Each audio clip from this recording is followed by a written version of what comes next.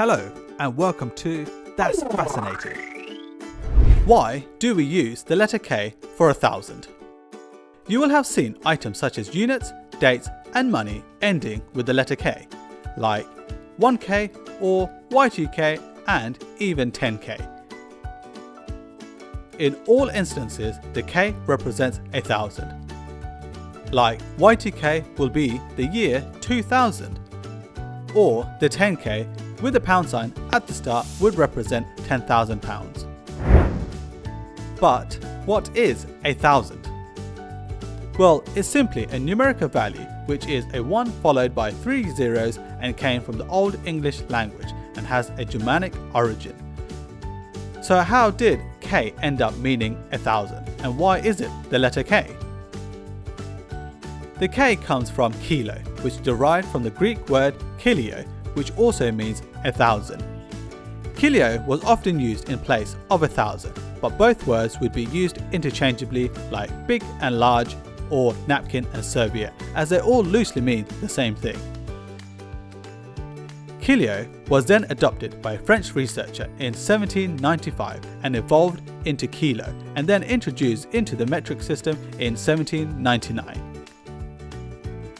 Kilo has an official symbol assigned conveniently as K in the SI prefixes, which is the International System of Units.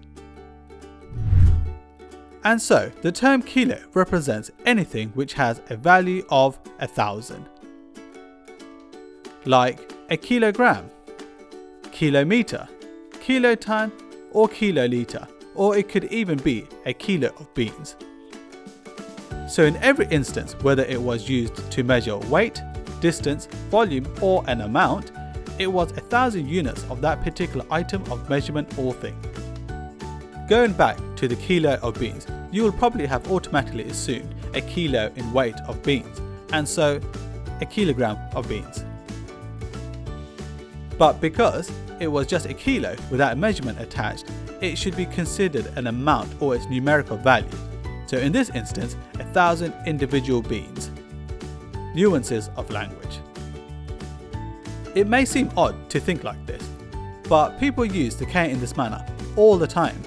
Like the original example, we can say 10K, which works fine because there is no other measurement attached like G or M at the end, but it does have a pound sign attached to the front, and so it's simply the numerical value of the pound sterling. That might seem obvious as there was a pound sign involved. But what if someone was simply to say 10K? What does that even mean? Yes, it can be derived as 10,000, but without other symbols or context, it's meaningless. However, if we throw in some more context like saying, I went for a 10K run, that would make it more obvious to what was being said and meant, even though it's technically wrong. As it technically means, I went for a 10,000 run, which is just broken English. As it should be, I went on a 10 km run. But who has time to say all of that? Thanks to the lovely nuances and evolution of language and our ability to make sense of things with very little context is obvious in what we mean, even if it's slightly slang and incorrect. But regardless of how language evolves and gets used, as it stands, you still won't be able to deposit a check made out to you that's written as 10K. So, why do we use the letter K for 1,000? Because it is the SI of a kilo, which is 1,000 units, and also thanks to the Greeks and a French researcher. Now that's fascinating.